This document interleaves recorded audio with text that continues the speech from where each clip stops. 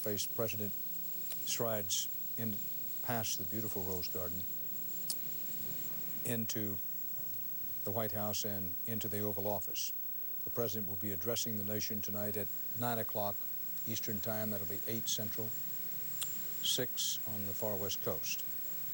President Bush has spoken twice today.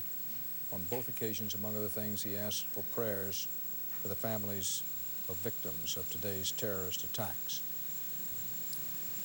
Now, Bob Orr, as we have only a few, well, actually about a minute left in this particular section, but our CBS News coverage will continue, of course. There was this report from Barbara Olson, the wife of the U.S. Solicitor General, who by telephone from the hijacked plane that eventually hit the Pentagon described some of the hijackers as having knife-like equipment. What's that all about? Well, Dan, I think it could be critical in understanding how the security was breached. Remember, at airport checkpoints, there are two main pieces of equipment. There are X-ray machines. They are designed exclusively to look for the shape of a gun. That's the weapon that aviation experts fear. Also, there are magnetometers, metal detectors, and they are designed to pick up any metal, also a gun. But imagine for a moment, we heard apparently that Barbara Olson radioed they were using knife-like devices. What if these were made of some other hard material, some kind of plastic? What if they were disguised as fountain pens or secured somewhere on the body of the person or within a briefcase? They would not automatically set off the kind of alarm bells that a gun would set off. And in order for these attacks to have been promulgated simultaneously, it might go a long way to explain how they were able to breach the system 3 different places at once. Dan? Bob Orr in Washington. Now you're watching continuing CBS News coverage of the attack on America.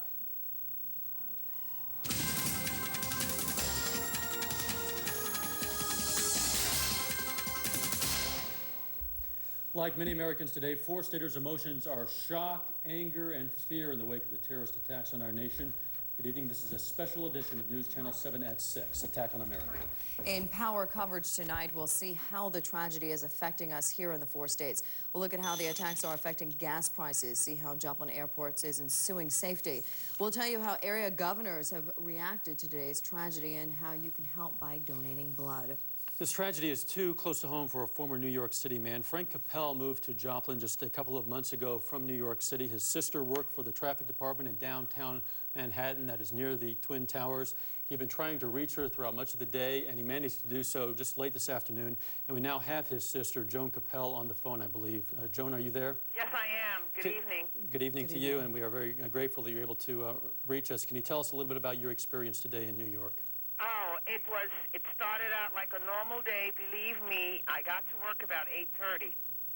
I did not hear the first crash, but coworkers did hear it. And when we went to the window, one of my coworkers said, a plane crashed into the World Trade Center. I said, oh, no, you got to be kidding. So we looked out of the window, and sure enough, there was the first building on fire, all right? Well, by then, I work at One Police Plaza.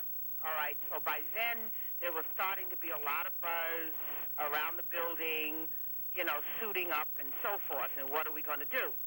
I stepped away from the window, right, and I went back to my desk, and then I actually heard the second boom, all right, and ran back to the window, and that's when the second plane had crashed in. By then they were telling us to evacuate the building, and we did that. We stood outside, we watched burning, and it was chaos. Bodies, I actually had coworkers that said they saw bodies, people jumping out of the window. We've had actually, CBS has reported that. I mean, from the World Trade Center. I mean, they were actually jumping from the window. So by then, they weren't allowing anybody back into the building. So the key thing was to get as many people out of the area so that the emergency personnel could have, you know, a function. So I tried to figure out how I was going to get out. I live way north of there. So I started walking along with hundreds and hundreds and hundreds, thousands, literally thousands of other people. And we were walking, we were like incredulous. We just couldn't believe what was going on. I finally managed to find a telephone to make a phone call to let, you know, my son know that I was okay. And while I was on the phone, I heard another boom. People started screaming and running, and that's when the first building collapsed. By then, we had heard about the Pentagon, and, I mean, it was just like we all just started pushing further north. When I got to 12th Street, which is where St. Vincent's Hospital is, and that was one of the main staging areas to take the injured personnel, right? That's when the second building collapsed. We heard the boom, and that was when the second one collapsed. By then, everyone was like, I mean, hysterical. We all were hysterical, and not knowing what's going to happen next. There were no buses running. Subway was non-existent. You know, so I went to my sister's job, and she and I had to sort of, we walked along with everyone else up to Columbus Circle, and then we were able to board a bus. Joan, we've heard so many reports that so many New Yorkers kind of acted as one today. Yes, did you feel that way?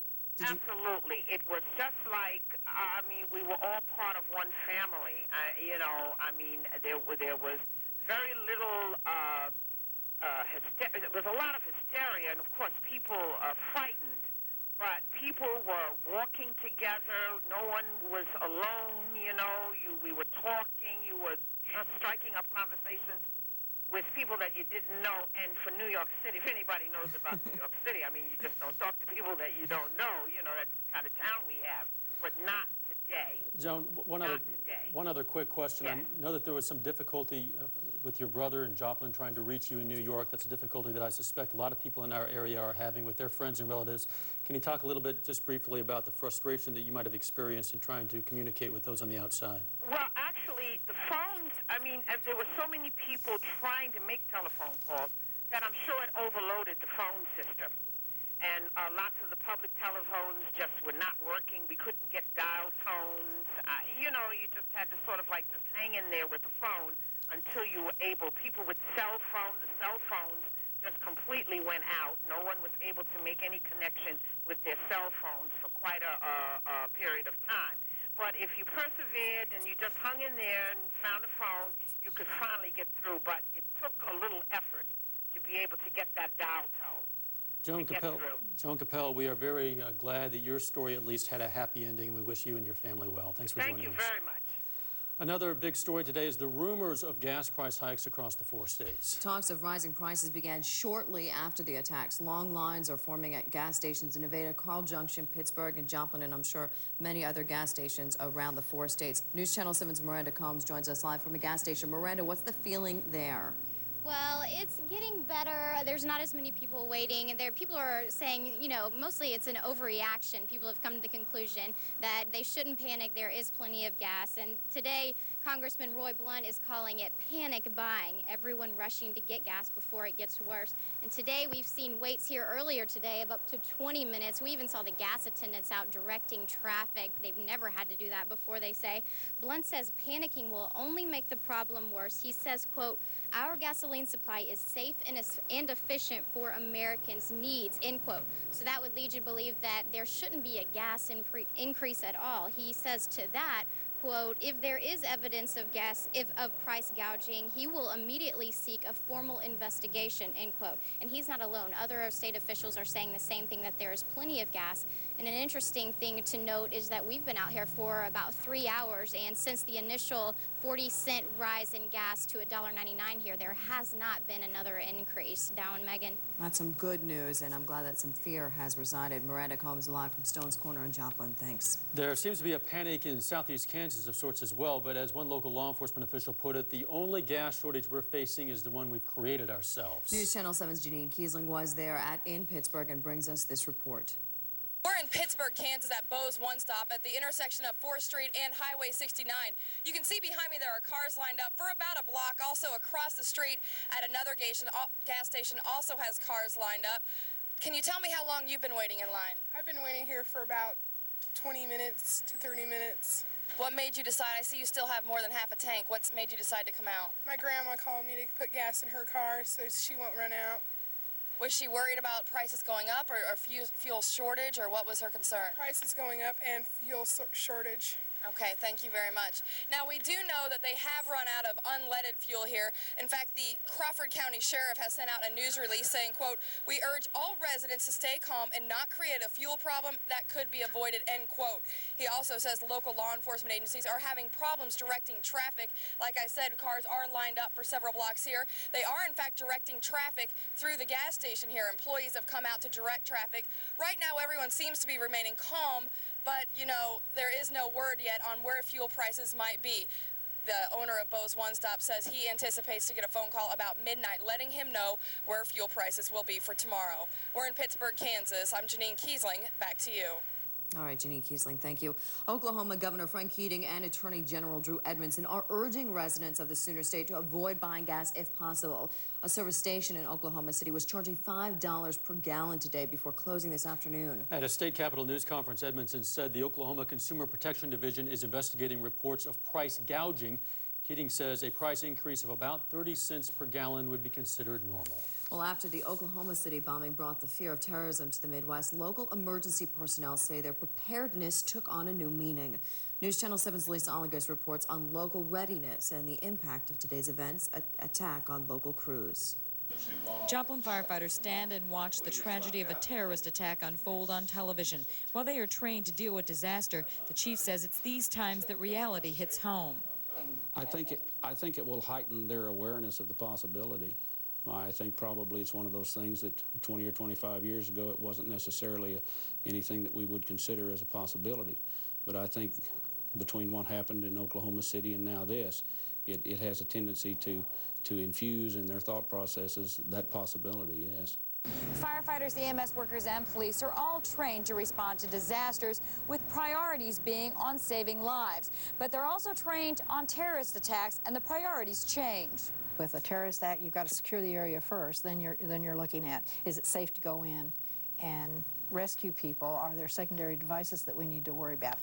Johnson says since terrorism is a criminal act, first responders become a target. Fire Chief West says the air attack on the Twin Towers may have appeared to be accidental, and he believes their collapse came more quickly than anticipated, but it calls attention to a common danger. If you have something that tall, you have to get close enough to be effective. So you have to weigh the pros and cons of your actions. And in this business, unfortunately, you have to commit to harm's way that which you care so very much about, and that's your personnel. And some in New York have been lost. Local crews don't expect to get a call for help, but Johnson says in an emergency of this magnitude, no community can handle the horrendous results alone. The people in New York City, they're traumatized. They're going to be able to handle certain things, but again, they can't do it 24 hours a day. They've got to have other resources to come in and help. And while they know it can happen here, firefighters stand ready, hoping and praying it does not. In Joplin, Lisa Oligas, News Channel 7. Johnson says while any city can be a target, terrorists typically strike to cause a loss of life and to install fear. A lot of air travel passengers across the nation are grounded today after the Federal Aviation Administration enforces a no-fly policy. News Channel 7's Amy Lacey has the latest from Joplin Regional Airport, where phones have been ringing off the hook. We've been reporting since early morning the no-fly policy is in effect across the country, including right here at Joplin Regional Airport. Airport workers say that usually late afternoon, early evening is a busy time at the airport, but since all flights are canceled to and from the airport today, the terminal is virtually empty. The airport is taking some extra security measures, including putting a barricade near the terminal, having extra security patrol the area, and putting up some cones near the traffic area. Airport manager Steve Stockham says the airport has been receiving floods of phone calls today and has this advice to passengers. Really, if you're scheduled on a flight sometime today or even tomorrow for right now, I think your best bet's really not to come out here. Our ticket agents and such here at the airport really don't have the capability to handle everything that you might need to do. Call the 800 numbers for the airlines or call your travel agent, one of the two. Stockham says the most important thing is for air passengers to be patient. He isn't exactly sure when flights will resume to and from Joplin or from other airports across the country. But of course, we will have that information when it becomes available. In Joplin, Amy Lacey, News Channel 7. All state government offices in Missouri are in a heightened state of alert following today's terrorist bombings. Governor Holden has ordered the Highway Patrol, emergency agencies, and the Missouri National Guard onto alert. That includes Nevada's Camp Clark and Neosho's Camp Crowder. Additional security is ordered for most state office buildings. Governor Keating in Oklahoma has ordered the closing of the state capitol and state government offices across that state. Keating calls today a day of agony and infamy and activated the Oklahoma National Guard to fly blood or other supplies as needed to New York. Like Missouri, the state's law enforcement authorities are on heightened alert. Kansas Governor Graves says appropriate steps have been taken in response to the attacks, but says it is important Kansas not overly react. The Kansas Emergency Management System is activated, and there has been heightened security for critical industries and government buildings across the state. Security is reported tightened today. The Kansas Army munitional plant in Parsons. The plant managers says it is continuing. The work there is going on. Shin says he's got no Army order to shut down, so things are as normal as possible now, he says. All access to the Southeast Kansas plant from the outside has been cut off, and there's controlled access only throughout the plant. Now, we do have a phone number to pass along if you think you might have a loved one that was perhaps on board one of those hijacked planes. That number is at Senator Bond's office at 573-634-2488. Now, his office will take your information and contact the FAA. Now, we also want to let you know that Missouri Southern State College has canceled all classes for this evening, and North Park Mall is closed, but Sears remains open. Pitt State remains open as well and is still holding classes tonight. Now, log on to KOAM TV for the latest closings. We are joined now by Pam Anderson. She's a social clinical worker. She works at Pittsburgh and works at Mount Carmel Medical Center. She works specifically with children and families. I know an awful lot of families out there are struggling with how they explain this to their children, particularly their young children. What advice can you give them? Well, it's real important to remember that children are very resilient. They can be exposed to very bad things and make it through. They typically take their response cued from adults. If adults can stay calm but also honest and direct, children will probably ask questions but can be reassured. So simple, direct, honest responses to questions is probably the best approach. Is there a way to judge if we take, say, elementary school students? Is there a way to talk to those students compared to middle school students, compared to high school students, the older they get? Of course. I mean, keeping in mind their vocabulary, the type of questions they would have, as well as their understanding about life and death and how things work. Children can absorb anything as long as it's honest and it's put in words that they understand. You don't want to expose younger children to too much information or too graphic of information. And specifically when you talk about the graphic information, we've seen graphic, horrible pictures out of New York, not only of the building coming down, but of people apparently jumping to their deaths. How much should we limit children's access to that, or what sort of context do we need to put that in if the children do see that? That is a difficult situation because the kids will see a lot of pictures whether you're there or you're not. Allowing children to watch and observe some of the footage that has been going on is probably okay as long as there is some discussion or supervision by parents. One of the things that I think would be incredibly important to point out to kids while they're watching is that while some bad people hurt a whole lot of folks, there are an awful lot of good people who were responding, and to help them focus on, look how good American people are at helping one another. Just one last question really quickly. Is there signs that parents can look for, maybe trouble signs, things that should be warning signs for parents that their child is very upset about this situation or could be reacting to this situation in a negative way? It's important not to overreact. I think a lot of kids may have some symptoms for the first few days or a week, but as their life resumes some normalness, they're likely to readjust and be fine. If symptoms such as sleep disturbance, physical complaints of illness, not wanting to leave parents or the safety of their home continue very long, they probably should seek some professional assistance, if nothing other than making sure that school counselors are talking to them. Pam Anderson, clinical social worker, we thank you for your time and the help that you've given us and to all those families out there in the 4 states. Thank you. All right. Well, later on, we're going to give you a chance to tell us your opinion. Now, this is the number that you can call for us. It's 620-389-7770. We're going to take your phone calls in just a little bit. We'll be taking phone calls live. Also, you can email us at this email address. It's dequick@koamtv.com. We're going to open that up, and if you want to write us, then please do so in that way. Also, if you go to KOAMTV.com, you can get information on other things going on across the area, including those church services that are scheduled for tonight, and there are many of them. We also have the closings, an updated list of everything that has been closing as it comes into the newsroom. We also have where you can donate, the centers that you can donate blood. Also, our message center is open. So again, on KOAMTV.com, leave us a message, how you're feeling, what your thoughts are right now. Dr. Conrad Gubera is a professor at Missouri Southern State College. He's an expert on Mideast affairs and on terrorism specifically. He's been following the events throughout the day. This is something that everybody finds difficult to deal with, and we all have a number of concerns, and one of them is whether we might be vulnerable here in the 4 states. We addressed this a little bit at 5, but could you, again, recap for us whether you think that we are vulnerable here? I think we're all at risk to some measure, Dow, Megan. The pattern of international terrorism, at least in the last generation, has been to a more urbanized, however, and mass population. And therefore, those areas, it's a population thing, you know, seem to be more, or at least at a higher risk. If this were a domestic sort of thing, then I think more often smaller communities or more isolated areas would be higher risk. I think by virtue of the fact that we're still somewhat, for instance, you know, in between, not largely urban but not rural, is probably better to our advantage. However, always better to err on the side of caution, always. At 5, we talked a little bit about putting a face to the enemy. And at 5, actually, CBS News did report that some bombs had gone off in Afghanistan, trying maybe to locate that face of Osama bin Laden. What are your comments to that? We had some people call in about how they're so angry that they need to put a face on this. Oh, that's very true. You know, as I also mentioned earlier, we're an information society. We like to know who, what, when, where, how, and always why. And of course, we learned that in junior high school or before.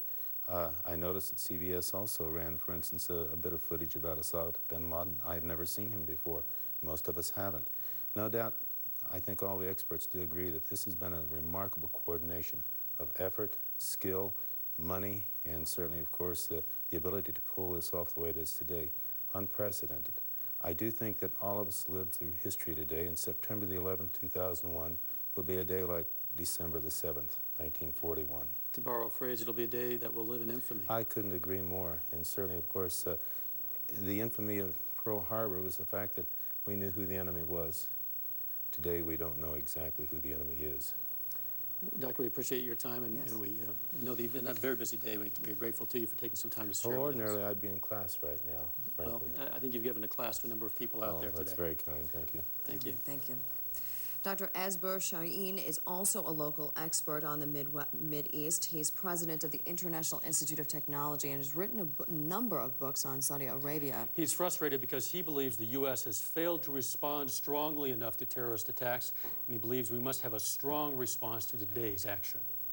Correct. We can do a lot. For the last 10, 11 years, I have been voicing my opinion from the humble Ozarks, be it on radio, television, newspapers, and writing to the president and other congressmen, that we should consider terrorism as a major threat to the United States of America and have the equivalent of a declaration of war against terrorism. By that I mean, you go to the source, to the head, and you eliminate it. Now, if there are laws that stand in the way, you remove these laws from the books, because we're fighting a vicious, ugly enemy that hates us. I'm just speechless at this point. I really am. I think this is going to be a topic of debate on and on about, as we talked earlier, about who the face of the enemy is, how we react as an American people. And although perhaps we don't know the exact enemy at this point, it's obviously presumed to be of Mideastern origin. We hope that that doesn't result in any sort of incrimination against Mideastern people in general, and that we don't let this anger that we all feel result in any sort of discrimination or racism against any particular group. And a lot of four-staters are actually turning their anger into prayer. Let's look at tonight's church services here in the 4 states. There are a lot of people, and then most of them start around 7 o'clock. We urge you to check with your church to find out when that church service is going on. You see the Joplin Salvation Army Chapel at 8th and Kentucky is having a service tonight. Also, the Joplin Christ Community United Methodist Church the Joplin First Presbyterian Church at 6th and Pearl also. Joplin's College Heights Christian Church is having a special service, as well as the Joplin Calvary Baptist Church, and the Joplin Family Worship Center opens all day for prayer and is meeting for a prayer meeting at 7 o'clock tonight. The Christ Community United Methodist Church has a prayer service tonight. So does the Carl Junction Christian Church. The Carthage Fairview Christian Church has a prayer vigil, as does the Granby First Baptist Church.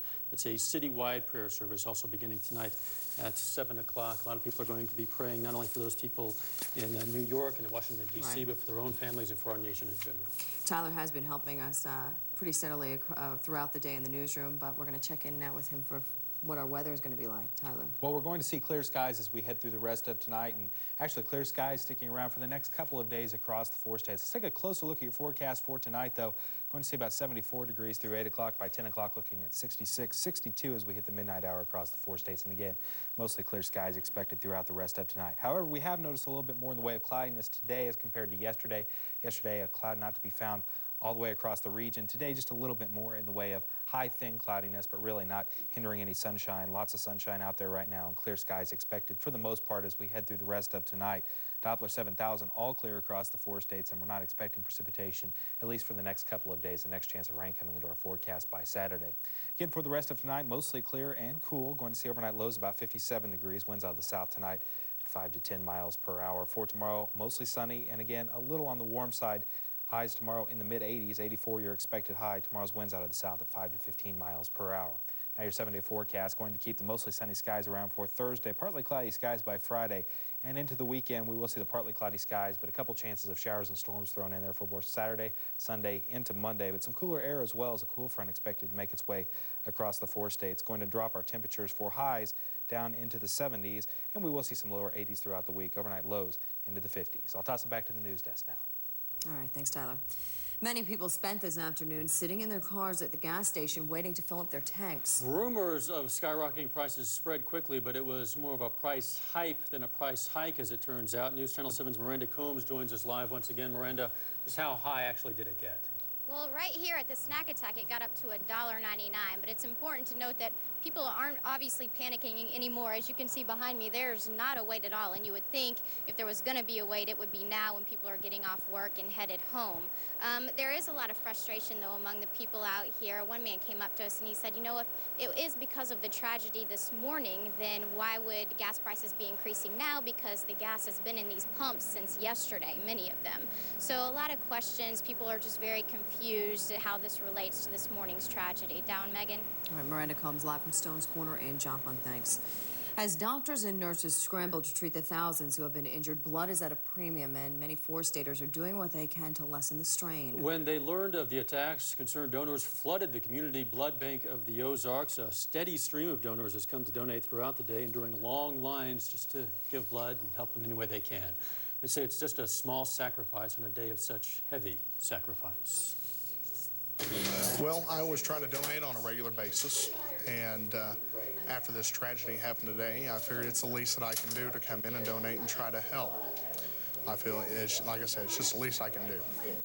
Community Blood Center has plans in place to transport that much-needed blood to the New York City area. Now, we've talked to many 4-staters today about this tragedy. Here's a few of those opinions. Certainly, it's catastrophic. I mean, it's kind of unbelievable that, you know, we all wake up this morning, we come to work, and you don't think anything of it. It's just a Tuesday. It's probably going to be a slow day.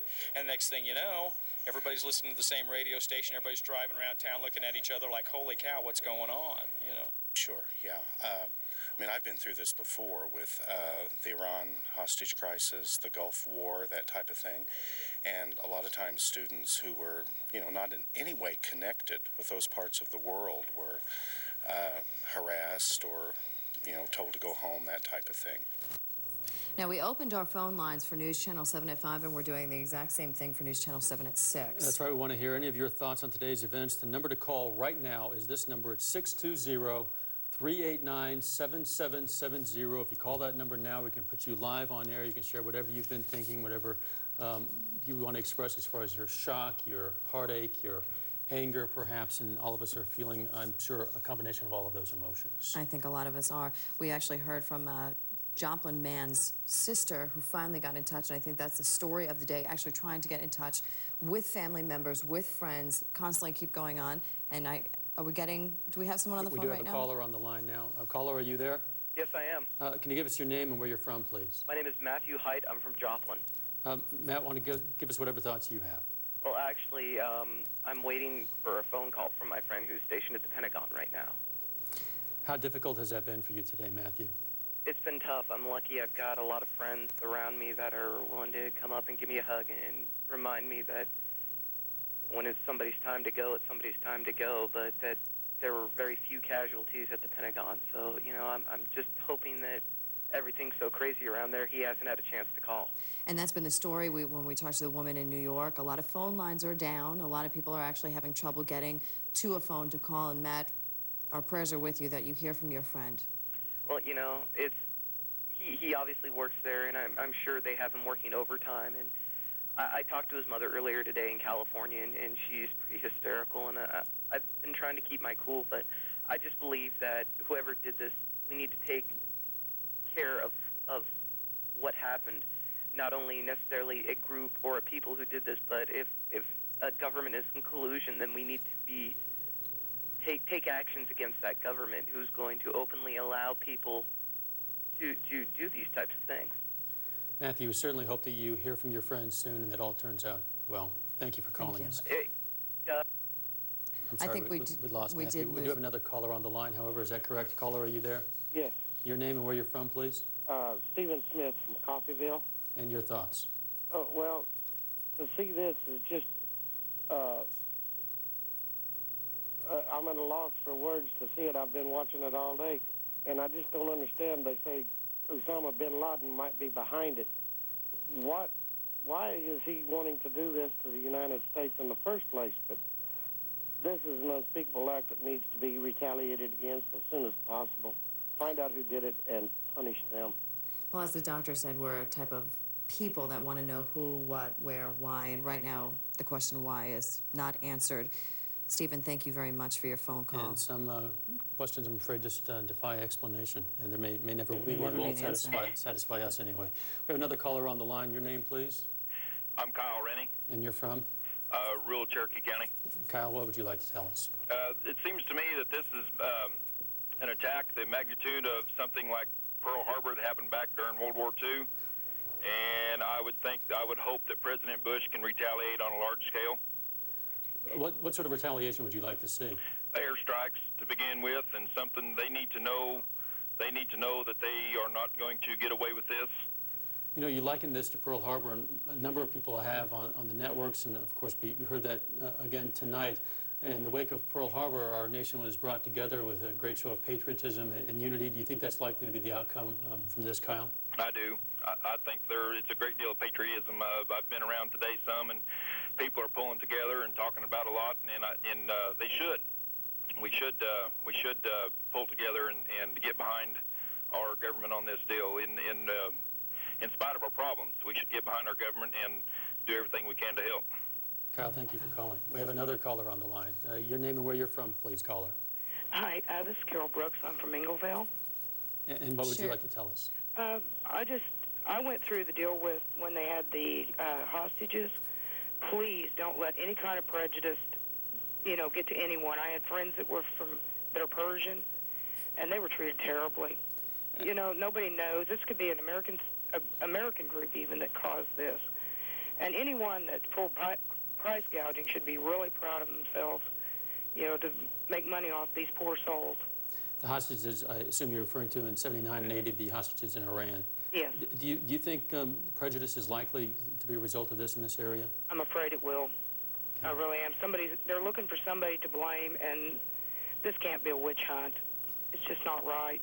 Oh, Carol, many of us, of course, share your concerns and share your hopes that will not be the result. Carol Brooks, thank you. Thank you. We have yet another caller. Your name and where you're from, please. My name's Adam Geiger, and I'm from Pittsburgh. And Adam, what would you like to say?